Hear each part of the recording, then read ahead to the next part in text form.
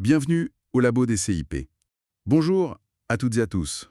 Alors aujourd'hui, euh, on va décortiquer une méthode. Un truc un peu carré peut-être, mais super utile pour nos ateliers. Le modèle ADI. Ah, Adi. Oui, ADI. Encore un acronyme, je sais, on collectionne, mais celui-là, c'est un peu comme une boussole pour que nos ateliers, ils aient de l'impact. Prêt à regarder ça de plus près? Tout à fait prête. Et c'est vrai que ça peut faire peur, mais bien compris, c'est vraiment une aide précieuse. Ça nous assure qu'on crée quelque chose de pertinent et d'engageant aussi. C'est un peu comme une recette, oui. Analyse, design, conception en bon français, développement, implémentation et évaluation. On y va. Allez, Première étape, donc, l'analyse.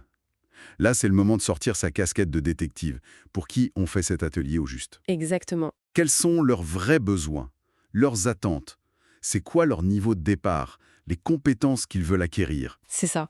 Et souvent, on a tendance à aller un peu vite sur cette Hmm. phase. Pourtant, c'est la base de tout. Sinon, on risque de construire un super atelier, mais À côté de la plaque? complètement. Pour le mauvais public ou pour répondre à une question que personne ne se pose. Il faut aussi penser aux contraintes, bien sûr. Ah oui, Le temps, qu'on n'a jamais assez, hein.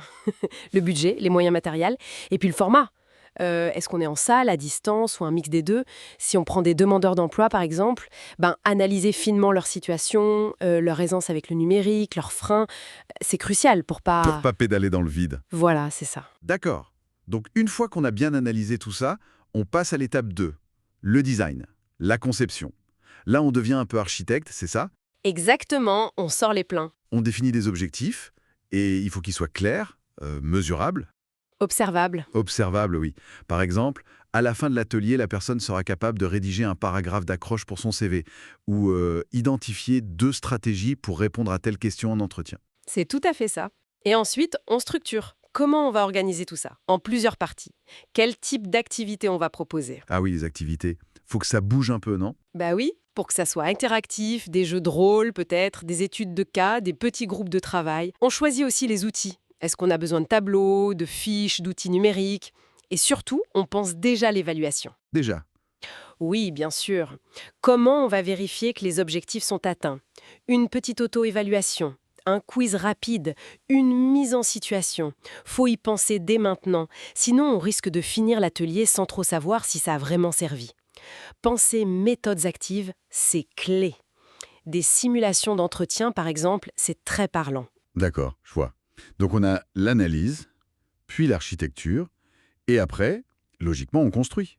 Étape 3, le développement. C'est ça, on met les mains dans le cambouis. On crée des supports, les fiches pratiques, les modèles de CV dont on parlait, les présentations pas trop longues, les slides, les exercices concrets. Et là, point super important, en test. On teste. Comment ça?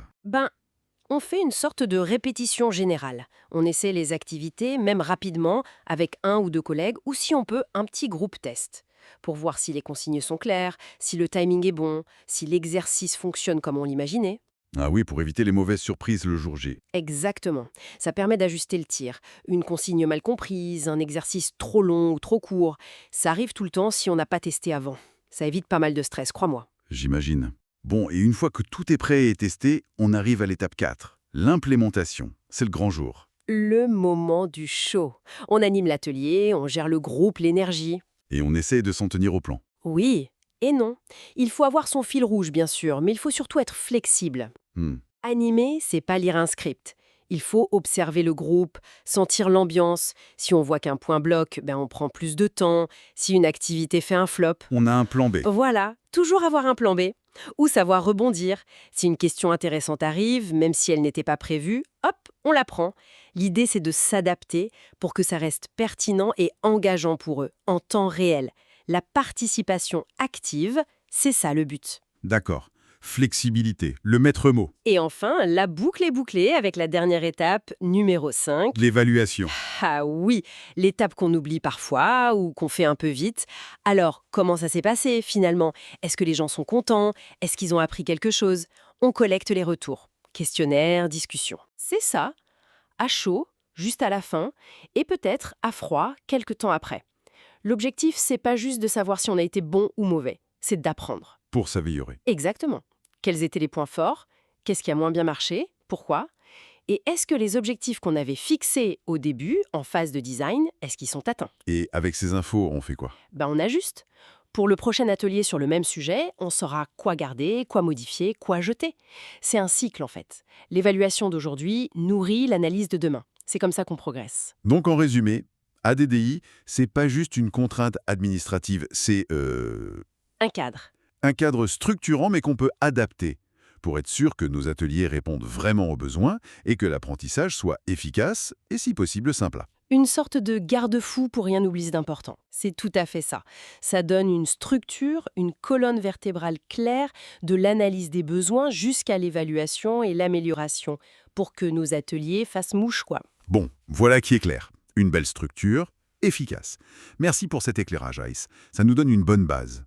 Mais petite question qui me vient comme ça pour la route. Ce cadre ADDI, il est super pour l'efficacité. Mais comment on fait pour y injecter ce petit plus? L'étincelle, l'humanité, l'imprévu, qui fait qu'un atelier n'est pas juste utile, mais mémorable. Vaste sujet, peut-être pour une prochaine fois. Ah, excellente question. À bientôt dans le labo des CIP.